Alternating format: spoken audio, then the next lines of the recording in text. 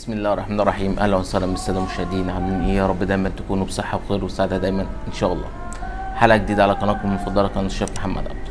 كان جالنا اكتر من سؤال بيسالوا عن الصوص اللي احنا بنقدمه على الشغل، او بمعنى صح الصوص اللي بيبقى الوان ان احنا بنجرنش بيه شغلنا او السرفيس بتاعنا في العادي، اللي هو اصفر احمر اخضر اي لون زي ما حضراتكم كنتوا بتشوفوا ومتابعين معايا كده.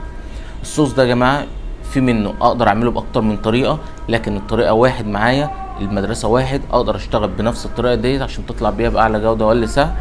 كمان الصوص ده في ايدك حاجه من الاتنين، انت تجرنش بيه، وكمان ان انت تحطه في بوله تقدر تشتغل منه سايب. ايه ده؟ يعني انا ممكن اشتغل منه عادي يا شيف ووزنه كده؟ اه طبعا كويس جدا جدا، اشتغل بيه سايب. كمان ممكن تعمله ساده من غير لون، او تحط له اللون اللي انت عايزه. يبقى انا هنا ممكن اعمله بوله واشتغل منه، او اجرنش بيه الشغل. ايه هو بقى الصوص ده، وايه هو المكونات، وايه سر اللون الغريب اللي فيه ده، وازاي بيتعمل، واقدر احافظ عليه ازاي، واقدر اشتغل بيه ازاي؟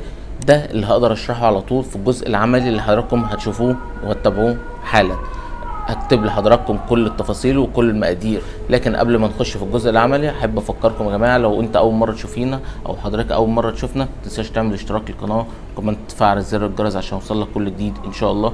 كمان شجعونا بلايك، وكمان كومنتات كتيره جدا جدا تحت في التعليقات.